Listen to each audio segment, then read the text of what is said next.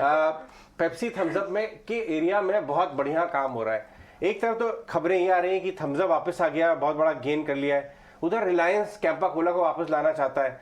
तो शरद आए हमारे साथ रिसर्च करके कि फजी ड्रिंक्स में क्या हो रहा है। शरद जी, बहुत इंटरेस्टिंग स्पेस आ गया है और ऑफ कोर्स समर सीजन के बाद अभी फेस्टिव सीजन का भी डिमांड चल रहा है। तो सबसे पहले तो मैं बात करूंगा थम्स अप का। ऑफ कोर्स कोका कोला के इंडिया का पोर्टफोलियो का ब्रांड है और यहाँ पे डिकेड हाई जो है इनकी मार्केट शेयर जो है टच की है 20%। अब पिछले 18 महीना में जो है मार्केट शेयर में बढ़ोतरी देखने मिली है और ये एकमात्र ब्रांड है जो $1 बिलियन सेल्स जो है इंडिया के पोर्टफोलियो में आ गया है। तो ये बहुत स्ट्रॉन्ग है। इसके अलावा जो है रिलायंस रिटेल फोकस में रहेगा और कैंपा कोला ब्रांड है उसकी जो एक्विजिशन कर लिया राइट्स की और लगभग 22 करोड़ वाले उसको वापस। और इसके इम्पैक्ट ये है कि जो इंडियन ब्रांड्स हैं उनको रेट्रो फीलिंग के लिए वापस इंट्रोड्यूस कराने वाले हैं। अब याद रखिए ये हाई मार्जिन बिजनेस भी हो सकता है आगे जाते हुए क्योंकि आप रेट्रो यूज कर रहे हो इसमें।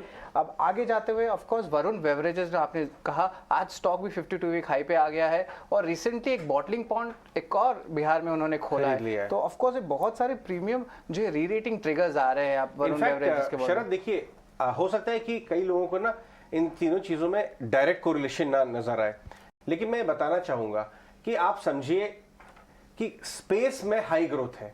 अगर उस स्पेस में सेक्टर में इतनी हाई ग्रोथ है कि रिलायंस को लगता है कैंपा कोला को वापस लाके लॉन्च करना चाहिए, Thums Up already decade high के मार्केट शेयर पे आ गया, तो हाई ग्रोथ है इस स्पेस में।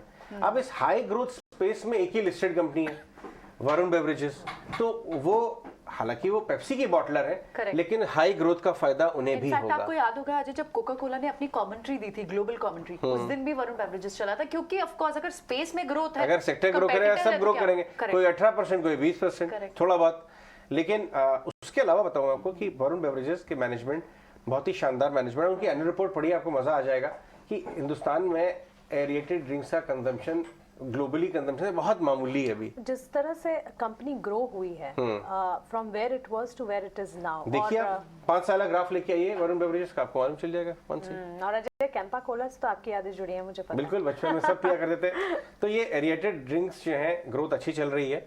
ये सारे डेटा पॉइंट्स हम ज्वाइन करके आपको ये बता रहे हैं क्यों वरुण बेवरेजेस आपके रेडार पे होना चाहिए। और क्योंकि नागराज और सुदीप में सुदीप पीते हैं थम्स अप, तो ये सवाल मैं सुदीप से पूछूंगा कि वरुण बेवरेजेस ले रखा है 1170 आ गया है, भाव रुकना चाहिए या आगे टारगेट्स क्या नजर आते हैं सुदीप? जी अजय जी, मेरे हिसाब से रुकना ही चाहिए बिकॉज जो हिसाब से स्टॉक पे मोमेंटम बने जा रहा है, वीकली चार्ट देखे हम, डेली चार्ट देखे, मंथली, कोई भी टाइम फ्रेम पे चार्ट बहुत बेहतरीन तेजी के माहौल में है और ये एक फंडामेंटली भी बहुत अच्छी कंपनी है। तो अगर कहीं पे हमें फंडामेंटल्स पुअर लगते हैं और चार्ट अच्छा लगता है तो हम इसे रेकमेंड करते हैं कभी कि आप बुक कर लीजिए। पर जो एक अच्छी कंपनी है और अच्छे ट्रेंड में और अगेंस्ट द मार्केट चल रही है, जैसे मार्केट में वीकनेस है पिछले कुछ दिनों में और ये स्टॉक में हम देख रहे हैं कि लगातार 1050 के करीब से एक अच्छा सा मूव हम देख रहे हैं। तो मुझे लग रहा है मार्केट थोड़ा संभल जाए तो यहाँ पे तो एक अगले और 15 से 20% की गुंजाइश है।